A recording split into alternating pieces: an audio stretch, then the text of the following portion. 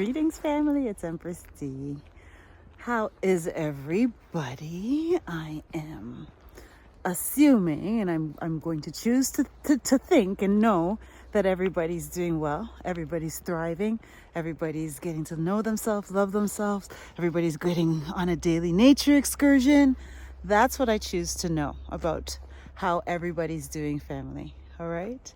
So just wanted to check in really briefly today to say what's up and just to provoke some thought. That's what I love to do, is to provoke thought. Now, hear this, family. What I've been thinking is that so many of the things that are traditions and customs that we follow in the Western world when it comes to rearing our children are based in practices that I don't think are always in the best interest of our children. Let me give an example.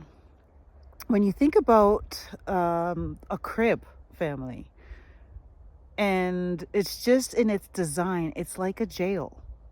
It's like a jail for children.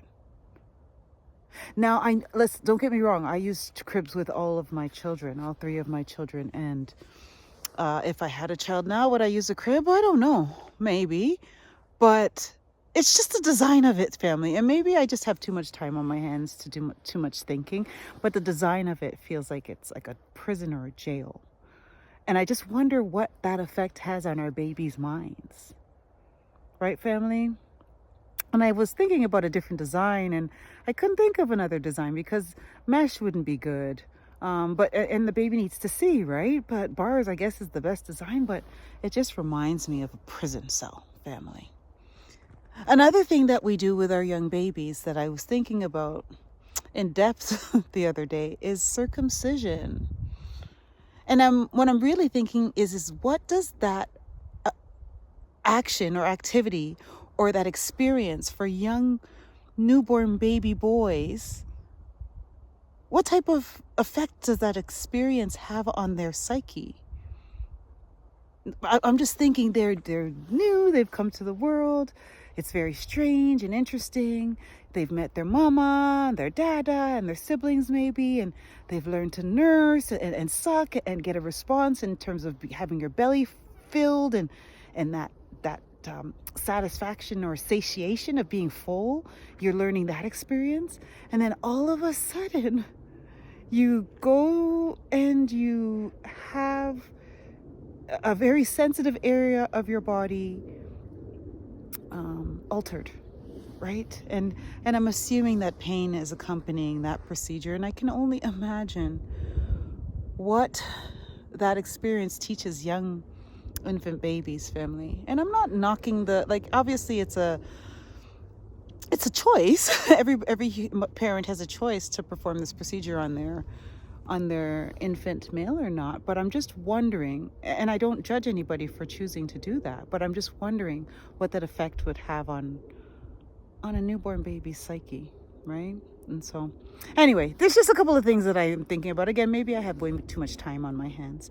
I know that I've been very intentional on how I raised my children, and I did a lot of things that were off the beaten path.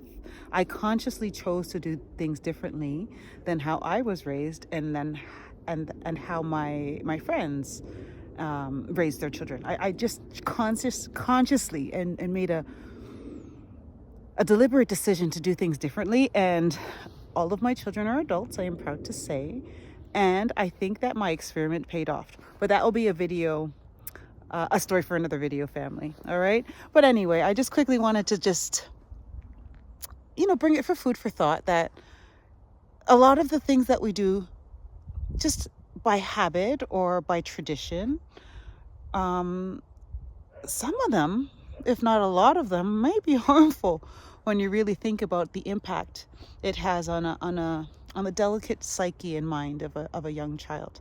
I've been thinking about that a lot lately, since I've learned that a lot of mental health challenges that we label as personality disorders or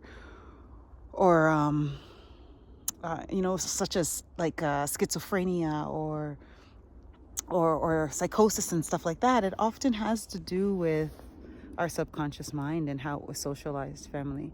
And that's one of the things that I've kind of learned over the last few years as I have stepped away from my clinical role.